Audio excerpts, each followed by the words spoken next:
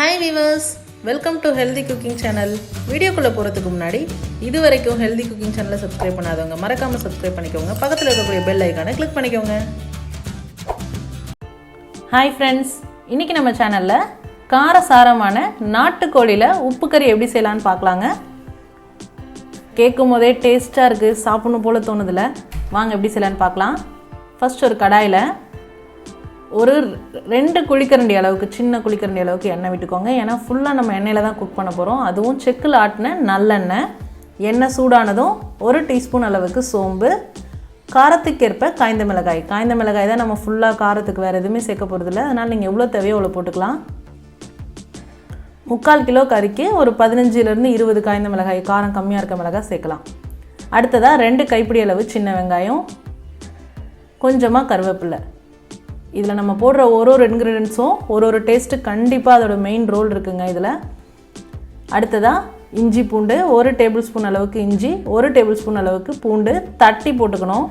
அதுதான் உங்களுக்கு இதோட டேஸ்ட் நல்லாயிருக்கும். இப்போ அதையும் சேர்த்து நல்லா எண்ணெயில் வதக்கிக்கணும்.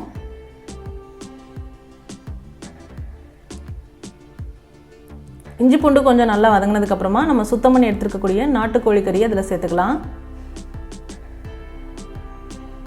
கொஞ்சமாக மஞ்சள் தூள், தேவையான அளவு உப்பு சேர்த்துட்டு எண்ணெயில் நல்லா எல்லாத்தையும் கலந்து விடணும்.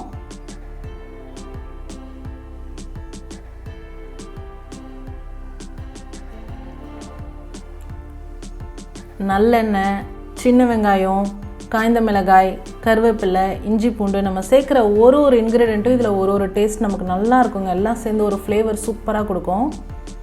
பாருங்கள், நம்ம தண்ணி எதுவும் சேர்க்க தேவையில்லை இது செய்கிறதுக்கு. அதுவாக நம்ம தண்ணியில் கொஞ்சம் வாஷ் பண்ணியிருக்கனால கறி கொஞ்சம் தண்ணி விட்டு அந்த தண்ணியிலே வெந்துடும்.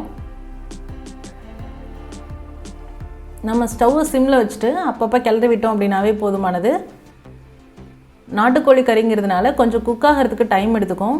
பாருங்கள், தண்ணி எல்லாமே சுண்டிட்டு இந்த மாதிரி எண்ணெய் மேலே வர ஸ்டேஜ், தண்ணி எதுவுமே இல்லாமல் நல்லா கறி குக் ஆகிடும். இந்த ஸ்டேஜில் எண்ணெய் பாருங்கள் கொஞ்சம் எல்லாமே மேலே வர ஆரம்பிச்சிச்சு. இந்த ஸ்டேஜில் நம்ம ஸ்டவ் ஆஃப் பண்ணிடலாம். அவ்வளோதான் ஃப்ரெண்ட்ஸ், ரொம்ப ஈஸியாக இருக்குல்ல. ட்ரை பண்ணி பார்த்துட்டு உங்களுக்கு கமெண்ட் மறக்காமல் சொல்லுங்கள் ஃப்ரெண்ட்ஸ். இந்த நாட்டுக்கோழி உப்பு கறி எதுக்கெல்லாம் சைட் டிஷ்ஷாக இருக்குன்னு பார்த்தீங்கன்னா எல்லா வெரைட்டி ரைஸ்க்கும், தயிர் சாதம், ரசம் சாதம், மோர் சாதம், நான்வெஜ் ஐட்டம்ஸ்க்கே கூட நல்ல ஒரு பெஸ்ட் எவர் சைட் டிஷ்ஷாக இருக்கும். ட்ரை பண்ணி பார்த்துட்டு உங்களோட கமெண்ட் மறக்காமல் சொல்லுங்கள் ஃப்ரெண்ட்ஸ். இது போன்ற ஹெல்தி ரெசிபீஸ்க்கு மறக்காமல் ஹெல்தி குக்கிங் சேனலை சப்ஸ்கிரைப் பண்ணுங்கள். இந்த வீடியோ உங்களுக்கு பிடிச்சிருந்தா லைக் பண்ணுங்கள், ஷேர் பண்ணுங்கள், கமெண்ட் பண்ணுங்கள். தேங்க்ஸ் ஃபார் வாட்சிங் ஃப்ரெண்ட்ஸ்.